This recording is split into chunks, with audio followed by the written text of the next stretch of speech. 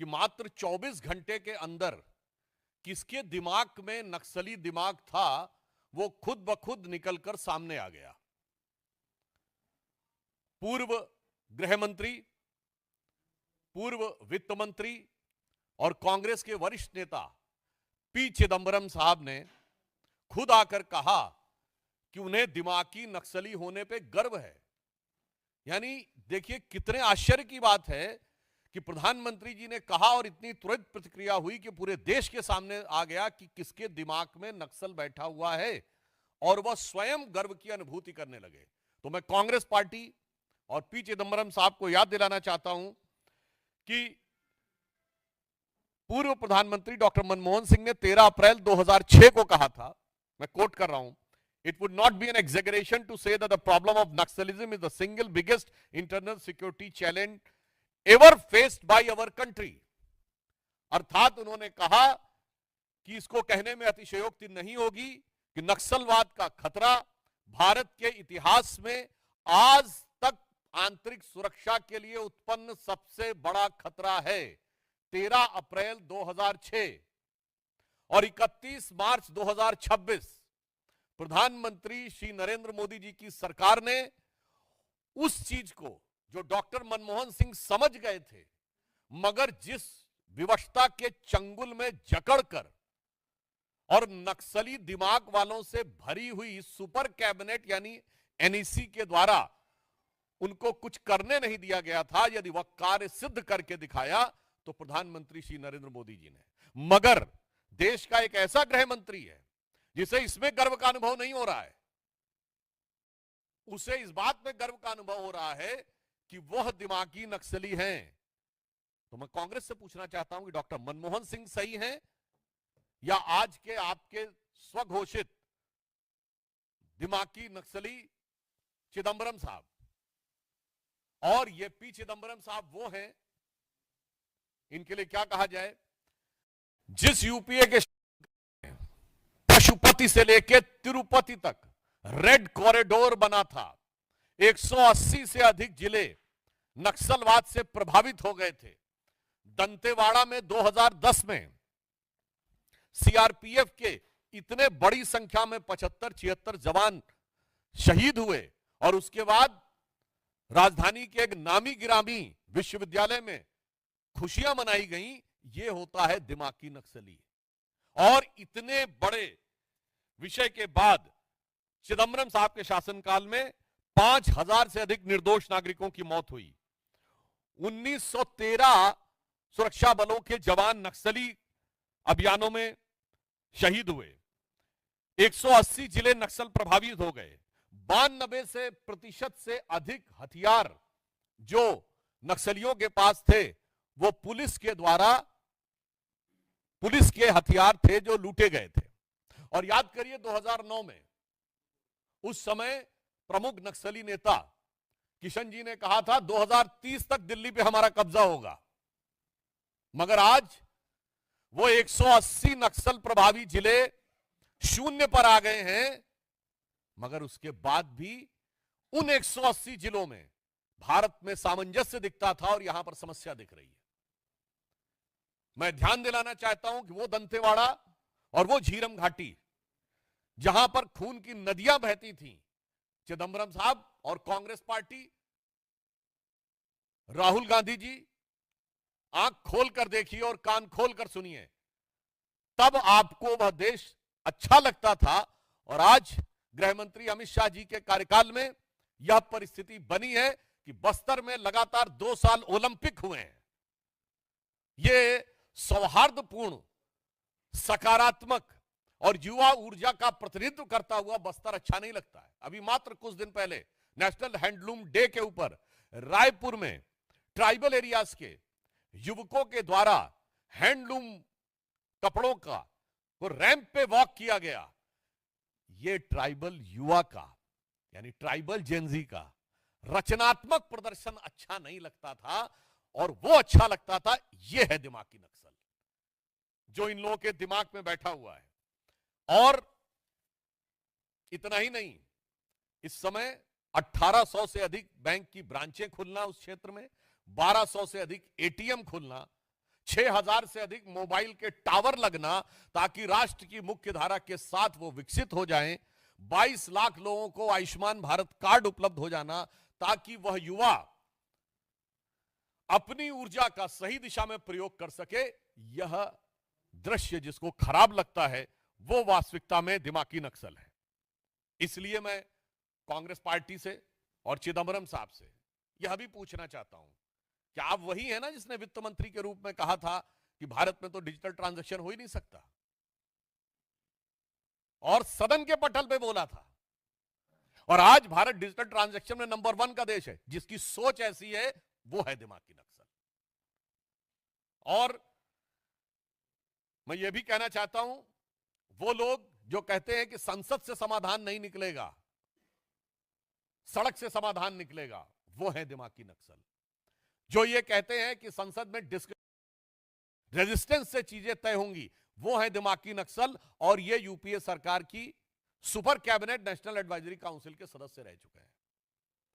इसलिए हम यह भी बताना चाहते हैं कि वो कालखंड जब इस देश में इतनी विपरीत परिस्थितियां थीं और आज एक सकारात्मक वातावरण बना है ट्राइबल एरियाज में, वह जिसको सही नजर नहीं आ रहा है वो वास्तविक अर्थों में दिमागी नक्सल है। और मैं यह भी बताना चाहता हूं कि एक दौर में जब भारत में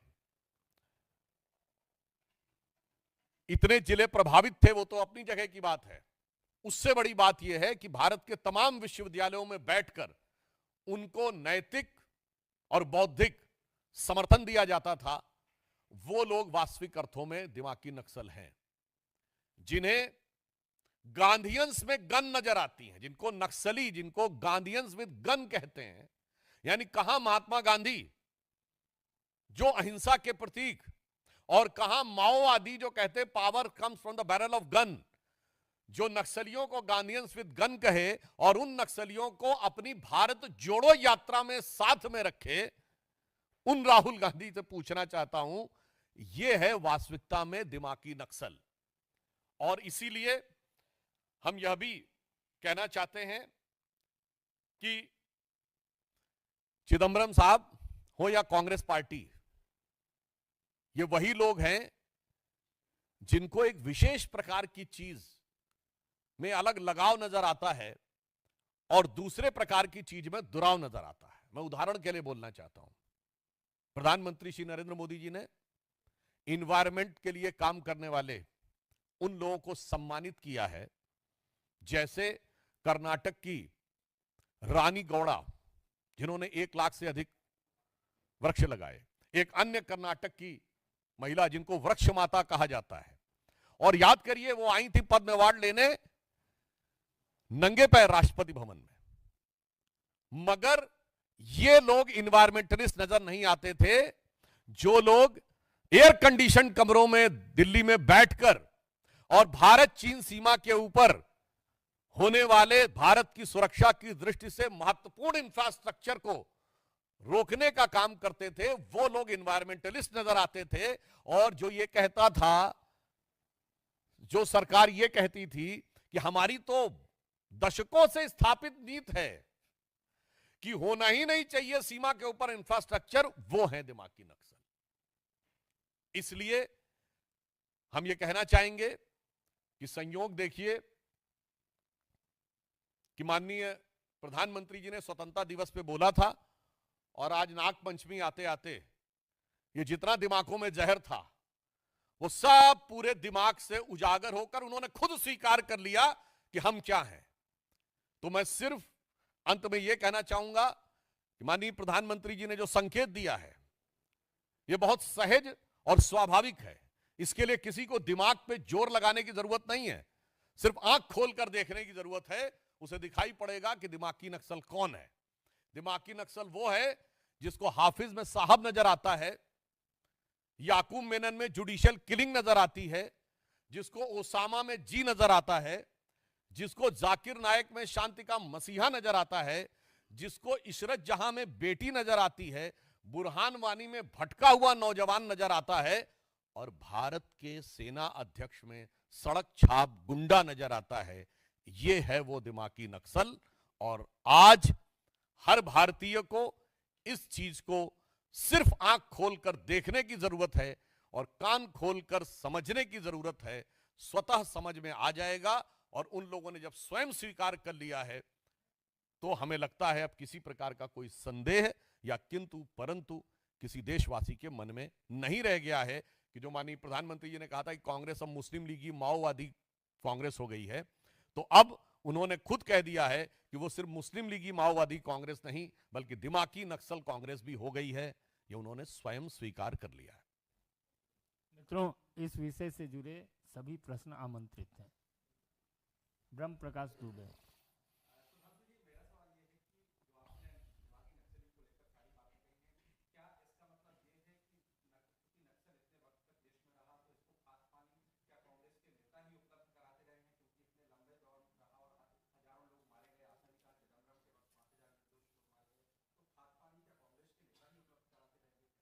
इस संदर्भ में तत्कालीन गृह मंत्री चिदंबरम साहब का मैं बयान कोट करता हूं जो उन्होंने 22 सितंबर 2011 को बोला था नक्सलियों के लिए। You don't have to lay the arms, you don't have to surrender, you don't have to disband your outfit, you don't have to give up your ideology, you just suspend the violence and come for talk. आप हथियार भी मत छोड़िए, आप सब कुछ यथावत रखिए, अपना विचार भी मत बदलिए, हम तब भी आपको स्वीकार करने को तैयार हैं। और एक हमारे गृह मंत्री थे, उन्होंने बिल्कुल साफ कहा कि गोली के द्वारा विचार नहीं हो सकता, हथियार छोड़ेंगे आप, राष्ट्र की मुख्य धारा में आएंगे। और कितने ही लोगों ने आत्मसमर्पण किया, राष्ट्र की मुख्य धारा में आए। जो लोग ये नारा लगाते थे कि लेकर रहेंगे आजादी और बंदूक के दम पर आजादी, उनके आगे चिदंबरम साहब का यह आत्मसमर्पण है। तो खाद पानी इन्होंने ही दिया है। और यूपीए 1 के शासनकाल में सबसे ज्यादा वो नक्सली जो पहले से यानी कांग्रेस सरकार के जमानों से अंदर थे जेलों में, वो सब छोड़ के बाहर आ गए थे। और उस समय ही सर्वाधिक नक्सलवादी गतिविधियों का प्रभाव बढ़ना शुरू हुआ था। शैलेंद्र, दूरदर्शन।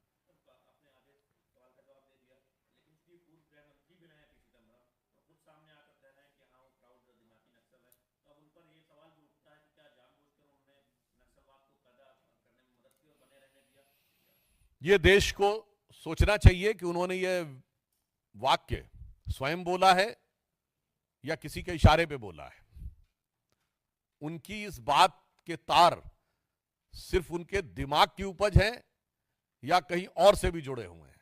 क्योंकि आजकल कांग्रेस पार्टी और राहुल गांधी जी के भी जो सलाहकार हैं वो इसी प्रकार के हो गए हैं, जो ये कहते हैं, याद करिए चुनाव के समय इनके एक प्रमुख सलाहकार अंकल सैम बोले थे ना कि उत्तर भारत वाले तो यूरोप से आए हैं और पश्चिम भारत वाले अरब से आए हैं, दक्षिण भारत वाले अफ्रीका से आए हैं, पूर्वी भारत वाले चाइना से आए हैं। तो जिसको ये वाला भारत अच्छा लगता है और एक भारत श्रेष्ठ भारत, सभी भारतीय भारत माता की संतान है, ये अच्छा नहीं लगता, वही दिमाग की नक्सल है। तो हो सकता है चिदंबरम साहब से ये कहा गया हो कांग्रेस पार्टी अथवा राहुल गांधी जी के द्वारा कि इस प्रकार का बयान वो बोलें। और वो इसके लिए फिट भी हैं क्योंकि गृह मंत्री के रूप में और वित्त मंत्री के रूप में भी उनका आचरण यही दर्शाता है।